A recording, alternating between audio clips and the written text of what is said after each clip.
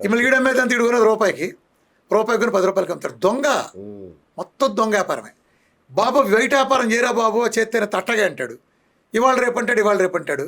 ఎందుకు వాళ్ళు income tax కట్టాలి? దొంగ వ్యాపారం. 10 మందిని పెడతాడు, వాచ్మెన్ పెడతాడు, వీళ్ళతో వ్యాపారం చేస్తాడు.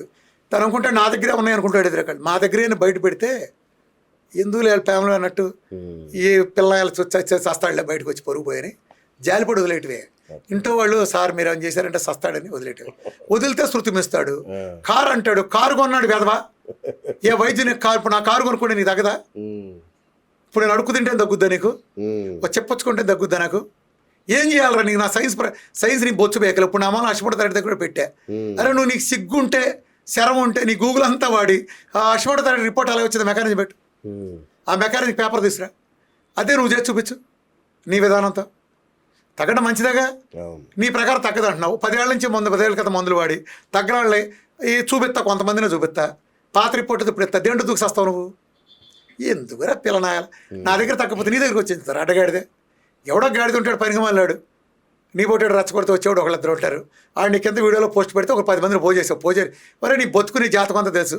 నీకు ఇళ్ళలో నాకు అనుకూల 3 మంది ఉన్నా నీ పక్కన ఉండేవాళ్ళలో. పిచ్చోడా, నీ పక్కన ఉండేవాళ్ళు నీ వాళ్ళు అనుకుంటున్నావా? నీ కబుర్లను ఎప్పటికప్పుడు తెలుస్తూనే ఉంటాయి.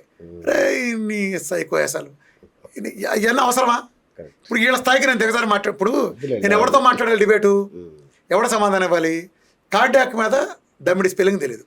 ఈ మనిషి మందులు వాడతా, ఇదే మనిషి ఎజెక్షన్ ఫ్యాక్షన్లు తగ్గకపోతే నేను వీడియో చేసిన తర్వాత నా సలహాని అన్నాళ్ళు స్టార్టింగ్ అంటే దేవుడు దేవత అనుకునేవాడు, ఎవరు చెప్పిన నేను అడిగేది. నా సలహాని పాటించి ఆ మందులు పారేసినాక అతను విపరీతంగా పెరిగింది.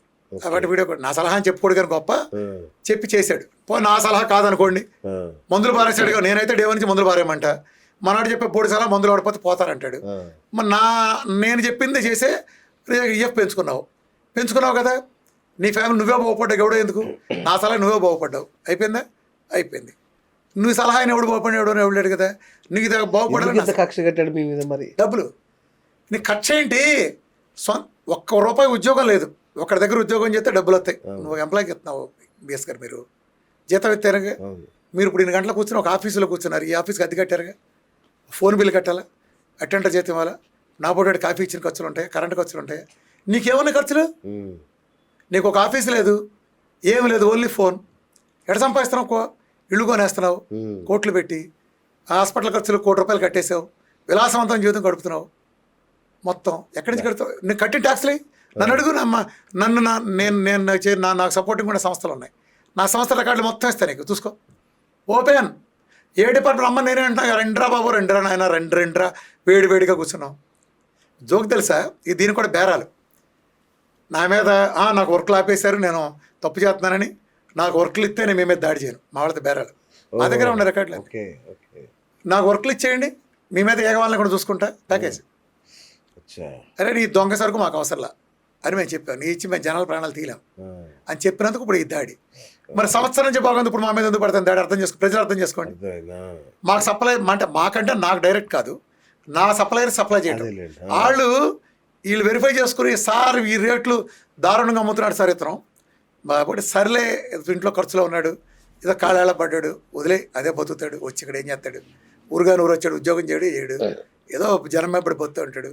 ఇంతకుముందు తప్పులు చేయలేదంటే నాకు ఏదో జాలిగా ఉండే. చెప్పానండి, నా పేరు మీద కోట్లు సంపాదించలేదు, కోట్ల వ్యాపారం జరిగిందో లేదో, దొంగ వ్యాపారం అదంతా దొంగ వ్యాపారం అంటే అతనిగా దొంగ. అప్పుడు అతను అనొచ్చు దొంగ వ్యాపారం నేను చేయనీలే. ఇతను చేసిన దాన్ని వాళ్ళు ట్యాక్సులు కట్టి అంటే డబుల్ ట్యాక్స్ పడింది వీళ్ళ ఫైన్, అంతే తేడా. ఇతను అమ్మిన దొంగ సరుకు. ఇప్పుడు మీరు ఒకటి అమ్ముతున్నారు సరుకు, మీరు బిల్లు లేకుండా అమ్మారనుకోండి, నేను అది క్వాలిటీ వెరిఫై చేసుకున్నా కూడా నేను బిల్లు లేకుండా ఉంటాను, నేను డైరెక్ట్ అమ్మటానికి కుదరదు. నేను బిల్లు జనరేట్ మీరు కట్టిన బిల్లు అవతాడు కట్టి మేము కట్టేయాలి. పాతాళ్ళు అలాగే చేశారు వీళ్ళు. ఇప్పుడు నా దగ్గర అంటే నాకు సప్లైలు కూడా అలాగే చేశారు. మాకు చేసిన వాళ్ళకి. నన్ను డైరెక్ట్ సపోర్ట్ చేసే సంస్థ అయితే డైరెక్ట్ ఓపెన్ కూడా మాకు సంబంధించిన సమస్య కాదు. బట్ వాళ్ళు నా రికమెండేషనే కదా. నా పేరు మీద బిజినెస్ ఎవరు ఉంది, ఇతను దొంగ పనులు చేస్తున్నాడు, బిల్లులు ఇవ్వట్లేదు, అసలు బిల్లులు ఇవ్వడు. అసలు రిజిస్ట్రేషన్ చూపించండి, ఎంత వ్యాపారం చేశారు మొత్తం. నేను పాత కొత్త అన్ని అషామేషిగా ఉందా? మొత్తం డిపార్ట్మెంట్కి వెళ్ళి కూర్చుంది. ఎక్కడ వద్దు దమ్ము ఉందని చెప్పాను, ఇదే దమ్ము బహిరంగ సవాల్ డిపార్ట్మెంట్కి కూర్చుందని చెప్పండి, లోతు తవ్వుదాం. అలాగే మన టెలిగ్రామ్ గ్రూప్ ఉంది, నేను బిల్లుతో ఇచ్చా, నేను బిల్లు ఉన్నది కొనమన్నా, నేను రికమెండ్ చేసిన బిల్లులు ఉన్నాయి, నేను రికమెండ్ చేసిన దాని మీద లేబుల్ ఉన్నాయి అని అతను టెలిగ్రామ్లో పోస్ట్ పెట్టి చెప్పానండి, మెంబర్లు కాండ్రిని చూస్తారు పక్కన. దొంగ బిల్లు కనీసం ఎవడన్నా అన్న నువ్వు ఇన్ని చూస్తున్నావు బిఎస్ అన్న, ఇన్ని చూసావు, బిల్లు లేకుండా ఎవడన్నా నమ్ముతాడు? అది జనాల ఆరోగ్యంతో వాడేట్లు, ఆరోగ్యంతో వాడేట్లు. అందులో మంచి ఉండొచ్చు, నేను కాదన్నాం, లేబుల్ లేకుండా అమ్మకూడదు కదా. మన దగ్గర తీసుకున్న సప్లై చేసిన వాళ్ళు ఇతని దగ్గర డైరెక్ట్ తీసుకోవాలా, వాళ్ళు కొని ల్యాబ్ పంపి వెరిఫై చేసుకుని వాళ్ళు చేసినట్టు చేసుకున్నది వేరే విషయం. వాళ్ళు టెక్నికల్ అన్ని ఫాలో అయ్యే చేశారు, మళ్ళీ వాళ్ళేమి ఈడు దొంగని అందరూ చేయాల, అంత రిస్క్ ఎందుకండి మనకు అంటారు వాళ్ళు.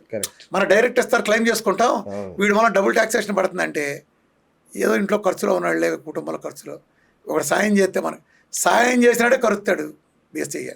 నువ్వు ఎవడైతే నీ పేరు చెప్పి కోట్లు సంపాదించుకుంటాడో నన్ను తొక్కేసి వాడినే కొన్ని అమ్ముడు పోయేది వాడే, అంటే వాడు దిగజారినట్టు ఎవడు దిగజారు. కానీ అట్ట ఇళ్ళందరూ ఉన్నారంటే అన్నాం, నా పేరుతో సంపాదించారు చాలామంది. సర్లే మన రామకృష్ణ గారితో అసోసియేట్ వెళ్ళిపోయాం, ఆయన మనం ఏదో ఆయన పేరు చెప్పుకుని అప్పుల నుంచి బయటపడ్డాం, సంపాదించిన కోట్లు సంపాదించుకున్నాం, ఏదో ఆయన మోసం చేసాం మంచి చేసాం అని హుందాకున్న వాళ్ళు ఉన్నారు. వాళ్ళ మీద నాకు అట్లా ఉండదు అసలు, వాళ్ళ గురించి అసలు పెద్ద ఆలోచన కూడా ఉండదు, వాళ్ళ టార్గెట్ కూడా కాదు. చాలామంది ఉన్నారు అట్లా. నాకు రెస్పెక్ట్ అయితే ఆయన నుంచే నేర్చుకున్నాం, ఆయన మూలన ఇది.